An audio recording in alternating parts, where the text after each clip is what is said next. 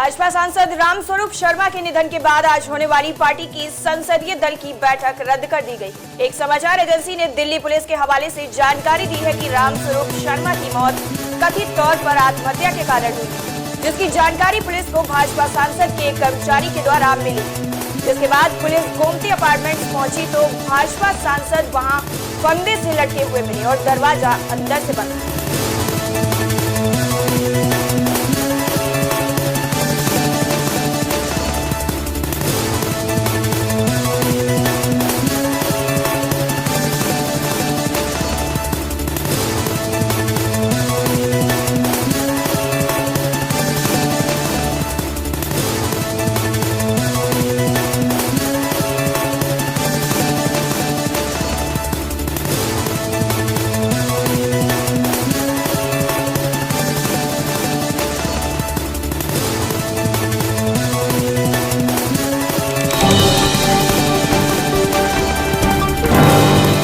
कांग्रेस ने मंगलवार को असम, केरल, तमिलनाडु और पुडुचेरी में विधानसभा चुनाव के लिए कई उम्मीदवारों की घोषणा कर दी है। इनमें असम के लिए 21, पुडुचेरी के लिए 14 उम्मीदवार, केरल के लिए 6 और तमिलनाडु के लिए 4 प्रत्याशी शामिल हैं। कांग्रेस असम के लिए अब तक 92 उम्मीदवार घोषित कर चुकी है। असम में कांग्रेस नीत महागठबंधन में AIUDF, BPF, माकपा, भाकपा और आंचलिक गण मोर्चा शामिल है। प्रदेश की 126 संसदीय विधानसभा सीटों के लिए 3 चरणों में 27 मार्च, 1 और 6 अप्रैल को मतदान होगा।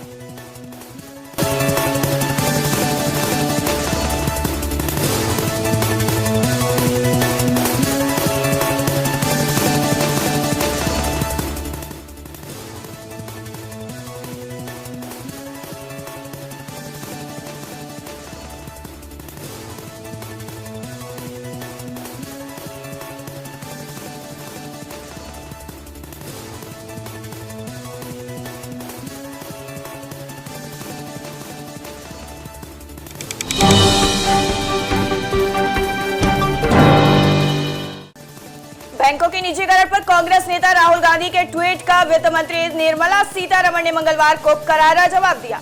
उन्होंने कहा कि कांग्रेस के नेतृत्व वाली यूपीए सरकार के जमाने में टेलीफोन बैंकिंग होती थी और एक परिवार के हित के लिए करदाताओं के पैसों का निजीकरण व भ्रष्टाचार का राष्ट्रीयकरण किया गया। राहुल गांधी ने बैंकों के निजीकरण के विरोध में बैंक यूनियनों की हड़ताल का समर्थन करते हुए ट्वीट किया था कि सरकार लाभ का निजीकरण कर रही है और घाटे का राष्ट्रीयकरण कर रही है। उन्होंने सरकार पर सार्वजनिक क्षेत्र के बैंकों को मोदी के करीबियों को बेचने का भी आरोप लगाया था और कहा था कि सरकार देश की वित्तीय सुरक्षा से गंभीर समझौता कर रही है।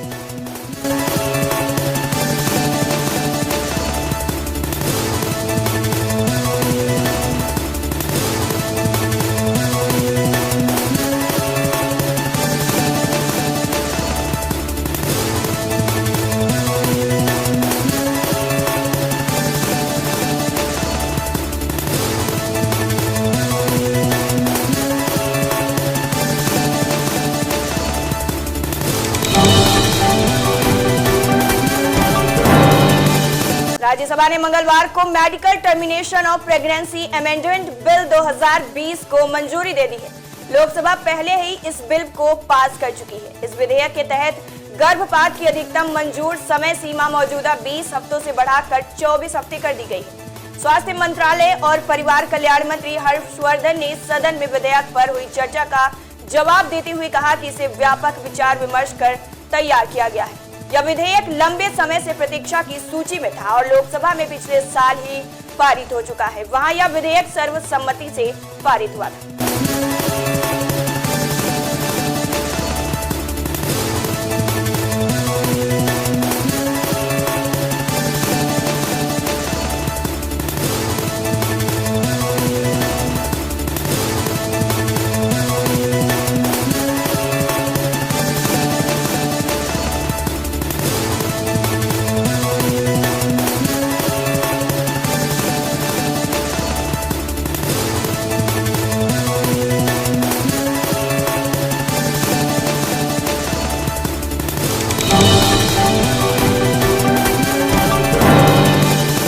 केंद्रीय मंत्री और भारतीय जनता पार्टी के नेता दिलीप गांधी का बुधवार को निधन हो गया। वो कोरोना वायरस के संक्रमित बताए जा रहे थे। उनका इलाज दिल्ली के एक निजी अस्पताल में चल रहा था। प्रधानमंत्री नरेंद्र मोदी ने भाजपा नेता दिलीप गांधी के निधन पर दुख जताया और उनके परिवार और समर्थकों के प्रति संवेदनाएं व्यक्त की। प्रधानमंत्री ने अपने एक ट्वीट में लिखा, उन्होंने महाराष्ट्र में भाजपा को मजबूत करने के लिए बहुत प्रयास किया।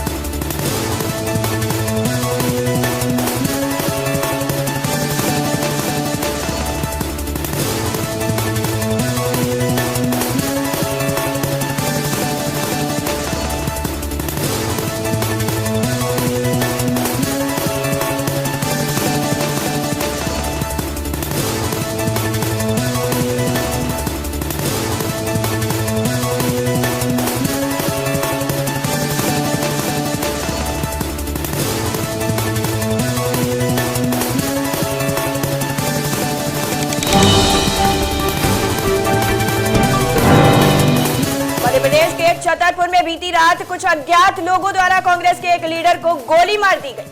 कांग्रेस पार्टी से ब्लॉक प्रमुख इंद्र प्रताप सिंह परमार को मंगलवार रात अज्ञात लोगों द्वारा छतरपुर के मल्हारा में गोली मार दी गई। गोली मारकर अज्ञात फरार हो गए, जहां खून से लथपथ परमार को अस्पताल पहुंचाया गया। हालांकि उनकी जान नहीं बच सकी। इस मामले पर बोलते हुए एसपी सिटी ने कहा, शख्स को गोली लगी थी और अस्पताल में इलाज के दौरान उसकी मौत हो गई। आगे की जांच जारी। आपको बता दें कि ब्लॉक प्रमुख को गोली लगने की सूचना मिलने के बाद अस्पताल के बाहर काफी ज्यादा भीड़ जमा हो गई।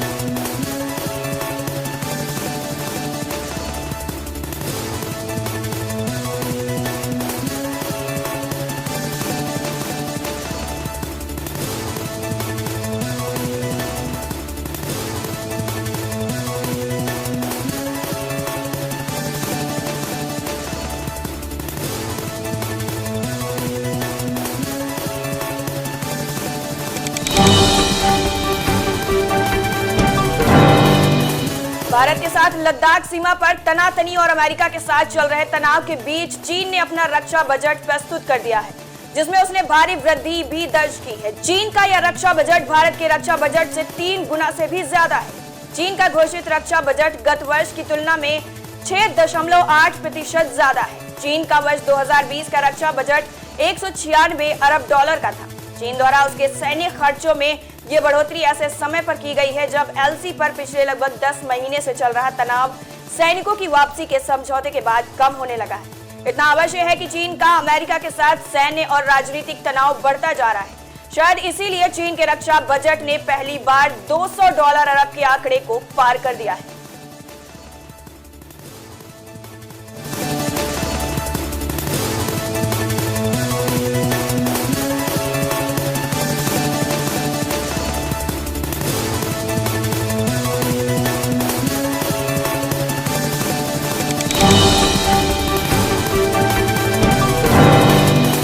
देश में कोरोना वायरस के लगातार बढ़ते मामलों ने केंद्र सरकार की टेंशन और ज्यादा बढ़ा दी है। आगे की रणनीति पर चर्चा के लिए प्रधानमंत्री नरेंद्र मोदी ने आज मुख्यमंत्रियों की बैठक बुलाई।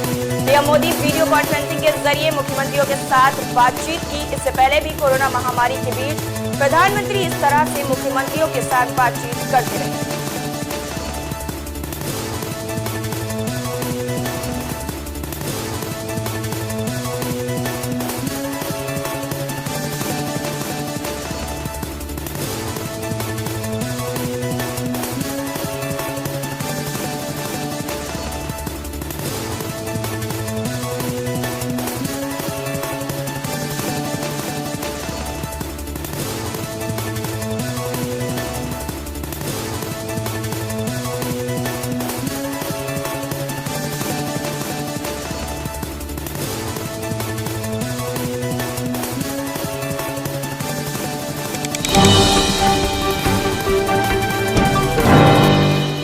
संसद के बजट सत्र का दूसरा चरण जारी है। बुधवार को भाजपा सांसद रामस्वरूप शर्मा और पूर्व सांसद दिलीप गांधी को श्रद्धांजलि देने के बाद लोकसभा दोपहर 1 बजे तक के लिए स्थगित कर दी गई।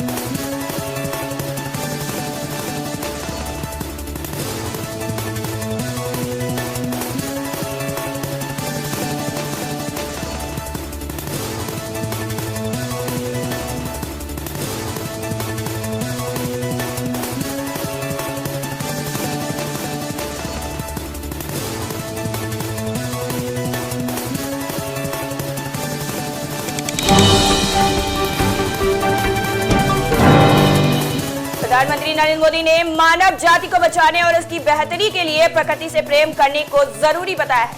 उन्होंने ये बात फिनलैंड की प्रधानमंत्री सना मारिन के साथ हुई वर्चुअल समिट में कही। दोनों देशों के राष्ट्रीय अध्यक्षों के बीच हुई ये पहली वार्ता थी। इस वर्चुअल समिट में पीएम मोदी ने कहा कि जहां कोविड-19 की वजह से मारे गए फिनलैंड के नागरिकों के परिजनों को भारत की तरफ से संवेदना प्रकट की, वहीं ये भी कहा कि सना ने जिस तरह से अपने देश में इस महामारी को हैंडल किया है वह इसके लिए बधाई की पात्र है।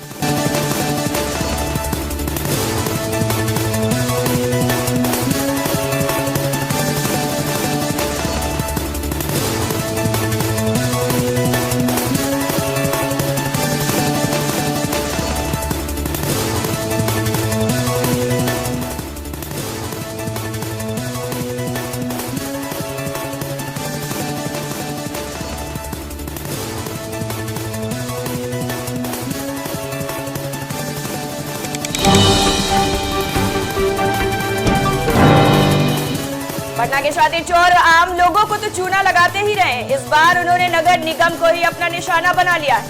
निगम मुख्यालय मौर्य लोक में खड़ी निगम की 6 गाड़ियों से शातिरों ने बैटरी चोरी कर ली, साथ ही गाड़ियों को क्षतिग्रस्त भी कर दिया। विभागीय अधिकारी के आवेदन पर कोतवाली पुलिस मामले में प्राथमिकी दर्ज कर जांच में जुट गई।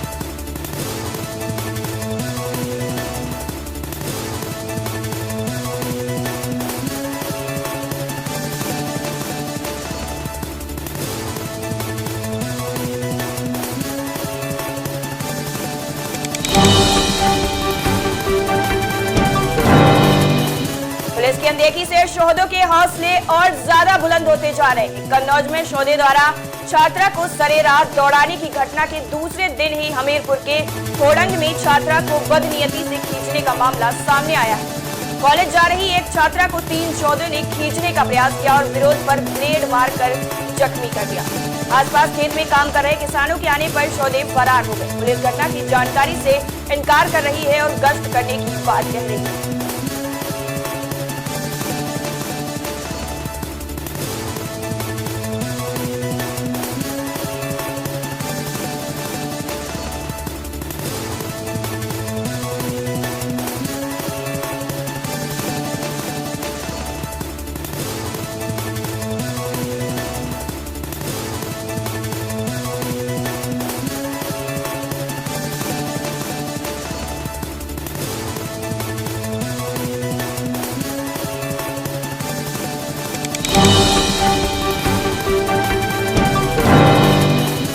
धनबाद में राज्य के पुलिसकर्मी 25 मार्च से 31 मार्च तक स्वाभिमान सप्ताह मनाएंगे। इसकी तैयारी में मेंस एसोसिएशन के प्रांतीय पदाधिकारी अभी से ही जुट गए।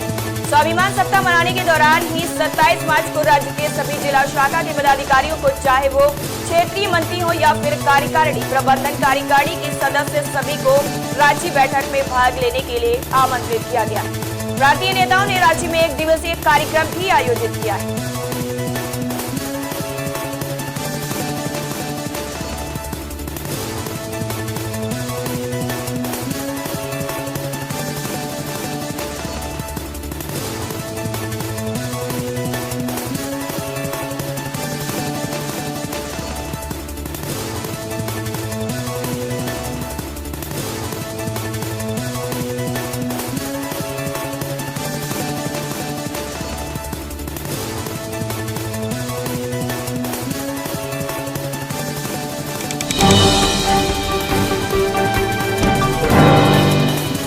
आगरा में बैंक लूट में शामिल गैंग का सरगना मुकेश ठाकुर बीहड़ में उतर गया है। पुलिस को जानकारी मिली है कि उसके पास अत्याधुनिक हथियार भी है। उसके गुर्गों को गिरफ्तार कर पुलिस जेल भेज चुकी है, मगर पुलिस सरगना के करीब नहीं पहुंच सकी है। उसका सामना करने से पहले पुलिस पूरी तैयारी भी कर रही है। इरादत नगर के टूंडीपुरा खेड़िया स्थित केनरा बैंक में 15 मार्च को बदमाशों ने फायरिंग करने के बाद लूटपाट की। बैंक से 6,77,000 रुपए लूट कर बदमाश फरार हो गए।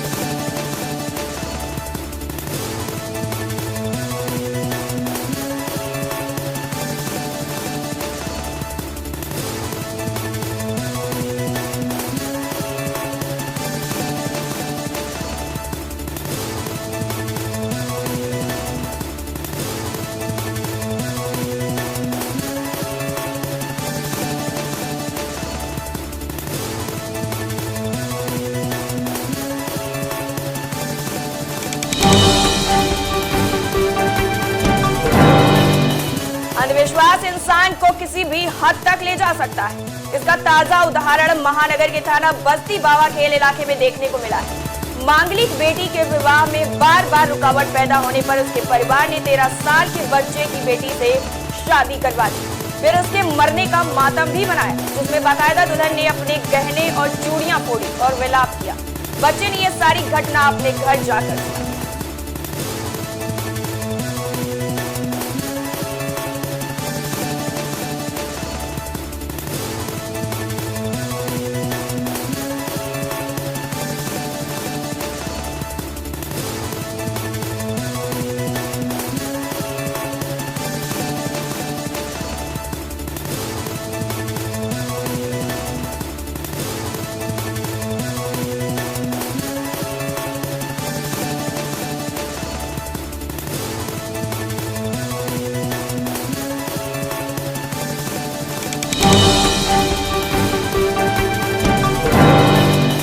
पीएफआई के ट्रेनिंग कमांडर राशिद के फेसबुक अकाउंट को एसटीएफ ने ब्लॉक कर दिया है।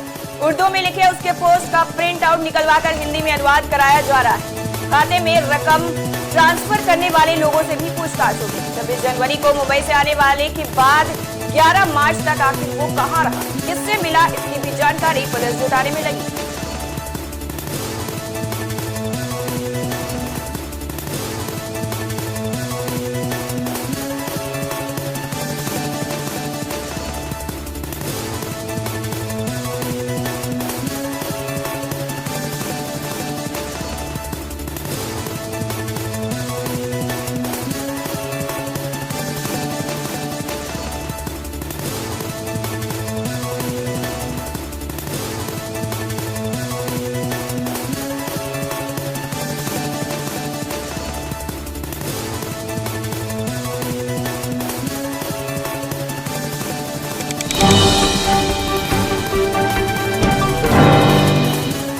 कोई आम लड़की नहीं हूँ, मैं बॉलीवुड के दबंग सलमान खान की प्रेमिका हूँ।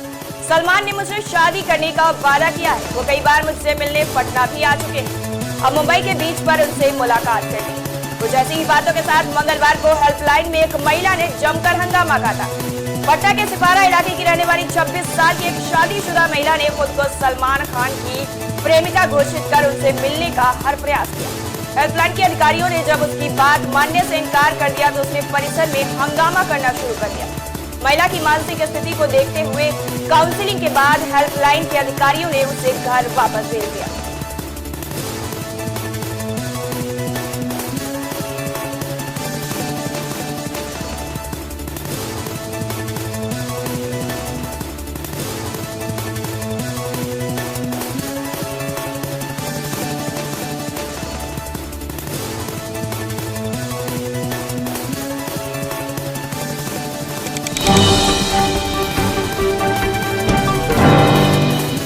हरियाणा विधानसभा में आजकल किसानों पर जमकर बवाल कट रहा है। उन किसानों के नाम पर राजनीति हो रही है जो आंदोलन में शामिल होने की बजाय अपने खेतों में गेहूं और सरसों की फसल तैयार करने में जुटे हैं। ये वो किसान हैं जिन्हें 3 कृषि कानूनों के फायदे या नुकसान से बहुत ज्यादा फर्क नहीं पड़ता।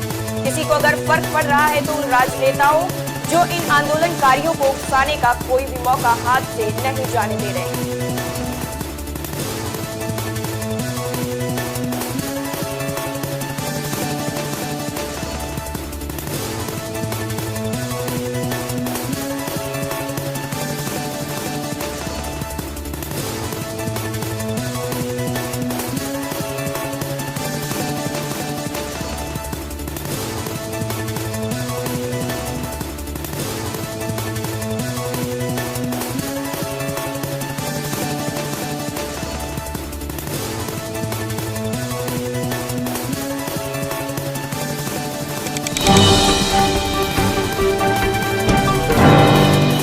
नीता अंबानी बनारस हिंदू यूनिवर्सिटी में विजिटिंग प्रोफेसर नहीं बनने जा रही। रिलायंस इंडस्ट्रीज लिमिटेड के प्रवक्ता ने इस बात को झूठा बताया है। आपको बता दें कि विश्वविद्यालय में नीता अंबानी की विजिटिंग प्रोफेसर बनाए जाने के खिलाफ मंगलवार को छात्र इसी आवास के बाहर धरने पर बैठ गए। विवाद को बढ़ता देख अब रिलायंस इंडस्ट्री की ओर से मामले में सफाई पेश की गई। रिलायंस इंडस्ट्रीज के प्रवक्ता ने कहा, नीता अंबानी को बीएचयू में विजिटिंग प्रोफेसर बनाए जाने की खबर बिल्कुल झूठी है। उन्हें बीएचयू की ओर से ऐसा कोई भी प्रस्ताव नहीं मिला है।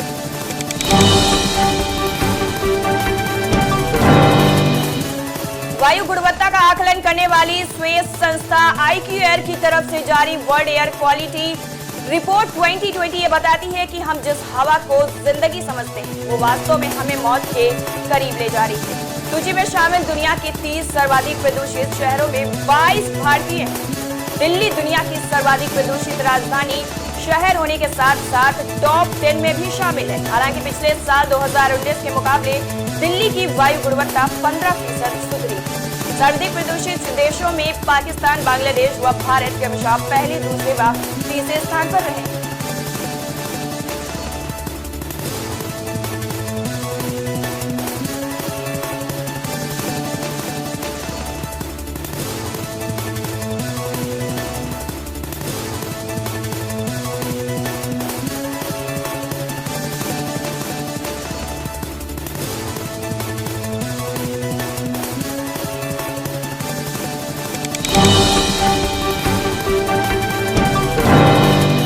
बांग्लादेश की राजधानी ढाका में बुधवार को एक अस्पताल में आग लग गई। अधिकारियों के मुताबिक ढाका स्थित अस्पताल में लगी आग ने बहुत ज्यादा खतरनाक रूप ले लिया।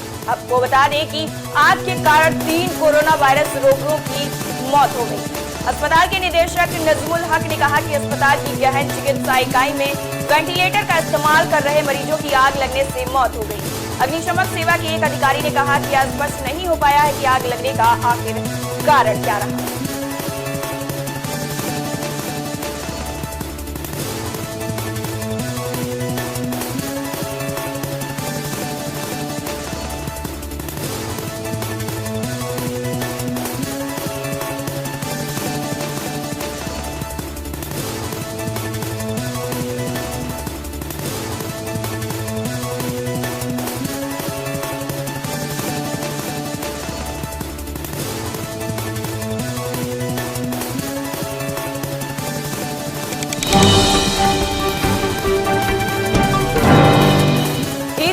पिछले कुछ सालों से सलमान खान के नाम रहा है। इस त्योहार पर उनकी फिल्म रिलीज होती रही है और बॉक्स ऑफिस रिकॉर्ड्स भी बनाती रही है। मगर इस बार ईद पर सलमान खान को टक्कर देने आ रहे हैं जॉन अब्राहम, वो भी अकेले नहीं, अपने जुड़वा अंदाज के साथ। जॉन की फिल्म सत्यमेव जयते 2 ईद के मौके पर 13 मई को सिनेमाघरों में रिलीज हो रही है। बुधवार को जॉन ने फिल्म का नया पोस्टर भी शेयर किया, जिससे पता चलता है कि सत्यमेव जयते 2 में जॉन डबल रोल में नजर आएंगे। जॉन ने इस पोस्टर के बारे में जानकारी देते हुए ट्वीट किया, इस ईद पर सत्या और जय के बीच मुकाबला होगा, क्योंकि लड़ेंगे इस साल दोनों भारत के लाल।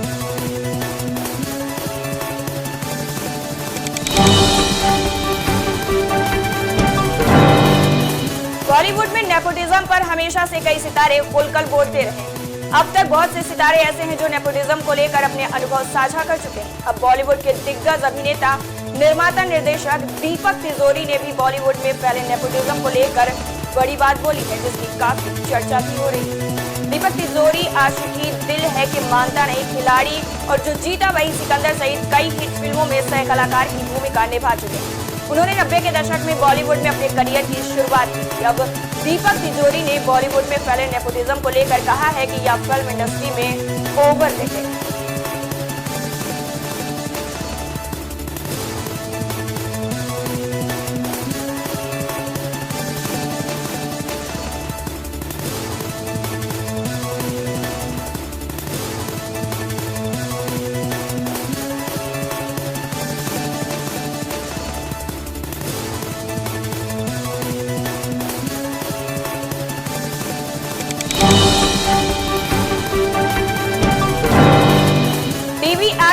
निया शर्मा हमेशा से ही अपने बोल्डनेस को लेकर चर्चा में रहती है। बोल्ड पर्सनालिटी के लिए फेमस निया अक्सर सोशल मीडिया पर अपनी हॉट एंड सिजलिंग तस्वीरें और वीडियो शेयर कर इंटरनेट पर तहलका मचाती रहती है। वहीं निया इन दिनों अपनी वेब सीरीज जमाई राजा 2.0 के दूसरे सीजन को लेकर सुर्खियों में। इस सीजन में वह एक्टर रवि दुबे के साथ नजर आने वाली है। जमाई राजा 2.0 में दोनों के बीच काफी बोल्ड सीन दिखाए गए। वहीं एक बार फिर निया अपनी हॉट तस्वीरों को लेकर सुर्खियों में बनी हुई है। उनकी ये तस्वीरें सोशल मीडिया पर जमकर वायरल हो रही है।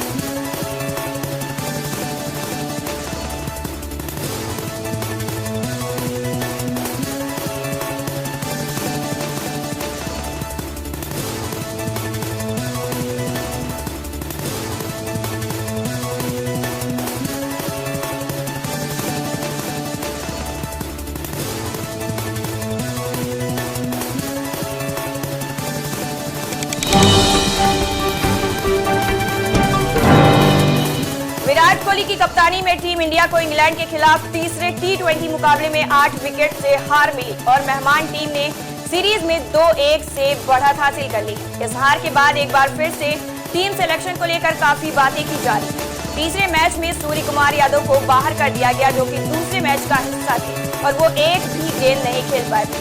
उनके बाहर किए जाने पर टीम इंडिया के पूर्व ओपनर बल्लेबाज गौतम गंभीर ने काफी बातें कही, साथ ही कुछ अहम सलाह भी दी है। गौतम गंभीर ने सूर्य कुमार यादव को प्लेइंग 11 से बाहर किए जाने के बारे में कहा कि इस फैसले से मुझे हैरानी हुई। विराट कोहली पर बरसते हुए गंभीर ने कहा कि T20 वर्ल्ड कप से 7 महीने पहले वो इसकी तैयारी कर रहे हैं, साथ ही वो इस विश्व कप के बाद अगले विश्व कप के लिए भी तैयारियां करेंगे।